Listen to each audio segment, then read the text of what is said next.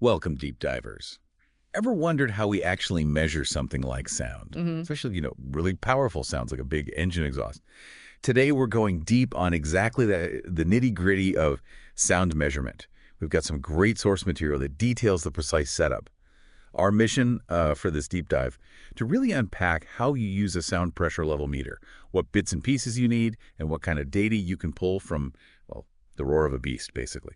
Okay, let's get into it. So first things first, the main tool, the sound pressure level meter. Our source explains how this thing actually hears. What's the core part that feeds it the sound info?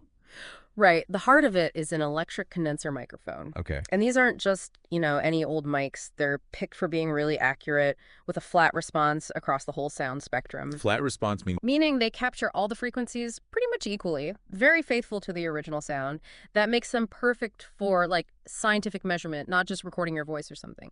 It's the bit that turns the actual sound waves into electrical signals for the meter to process. got it. So the meter's got its precision here, but it's just seeing a number pop up on the screen isn't always enough, right? For real analysis, you need to record the sound itself. And our source talks about this really interesting setup to plug the meter straight into a camera.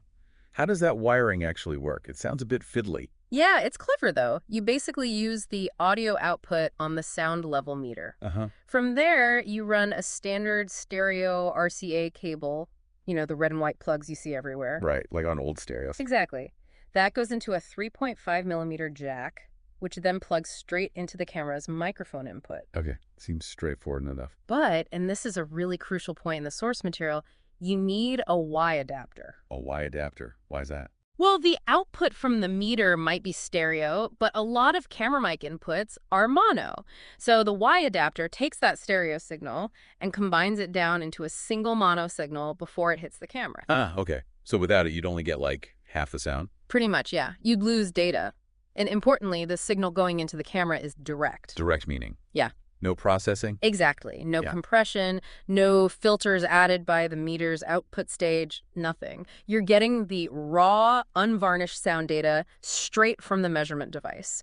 Super important for accurate analysis later. That makes total sense. You want the pure data. Okay, so speaking of the data, the source mentions recording sound pressure level in decibels. Can you quickly remind us what decibels actually measure? And then it talks about two different weightings, A and C. What are they all about, and why would you need both for measuring something like engine noise? Right, decibels. They're a logarithmic scale, which is really useful for sound because our hearing works kind of logarithmically too. A small change in dB can mean a big change in sound power. It handles the huge range of sound intensity really well. Okay. Now, A and C weightings, these are basically filters applied to the measurement. They're critical. A weighting is designed to mimic how the human ear perceives loudness. It emphasizes frequencies we're most sensitive to, sort of in the mid-range, and cuts down the very low and very high frequencies. So it gives you a good idea of how loud something sounds to a person, good for like workplace noise assessments. Okay, so A is like the human ear filter. What about C? C weighting is much flatter. It doesn't cut the lows and highs nearly as much. It gives you a better picture of the total sound energy, especially those deep rumbles or high-pitched sounds that A weighting filters out. Our source mentions it's often used for things like calibrating home hi-fi systems where you want that flatter response. And for our engine exhaust example, C weighting is key because exhausts produce a lot of low-frequency energy. Right. The stuff you feel more than hear sometimes. Exactly. The source also specifies measuring across the full human hearing range, 20 hertz to 20,000 hertz. And what's really fascinating and highlighted here is that even for an exhaust, which you expect to have super low frequencies, maybe 20 to 50 hertz, perhaps even down to 10 or 15 hertz, which we literally can't hear with, Try.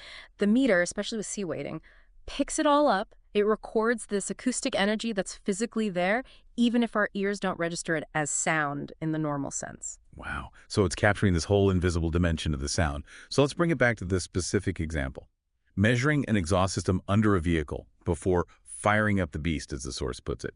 Why is getting all that data, especially those really low, maybe inaudible frequencies, so important right there? Yeah, that's a great question. It really highlights why you'd want such comprehensive data beyond just is it loud?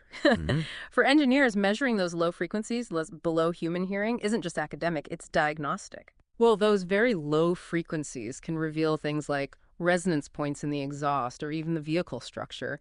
That kind of vibration, even if you don't hear it clearly, can cause metal fatigue over time. Ah, okay. Structural issues. Right. Or it could contribute to that annoying drone you sometimes get inside a car cabin at certain speeds. That's often low frequency noise. So capturing that full spectrum, including the sub-bass stuff, gives engineers a complete acoustic signature. It helps them design better, quieter, more durable systems, check for compliance, and pinpoint problems much earlier. It's the whole picture, not just the bit we easily hear. That's really insightful. So it goes way beyond just a simple loudness check. Well, this has been a fantastic deep dive. We've gone from the specific mic needed to the clever wiring with the Y adapter for clean recording, and really broken down why those A and C weightings matter so much. It definitely shows there's a lot more going on beneath the surface of what we just casually call sound. Absolutely. And it kind of points to a bigger picture, doesn't it? How these precise tools let us measure and understand parts of the world that are just, well, invisible or inaudible to our own senses, like those deep exhaust frequencies. It makes you think how much is happening around us that we're only just starting to grasp because we now have the technology to see it, or in this case, hear it properly. That's a great point. Technology extending our senses.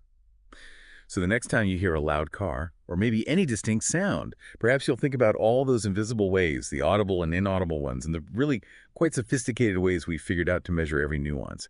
It really makes you appreciate the science behind it. Hmm. What stands out to you most about this whole process of quantifying sound?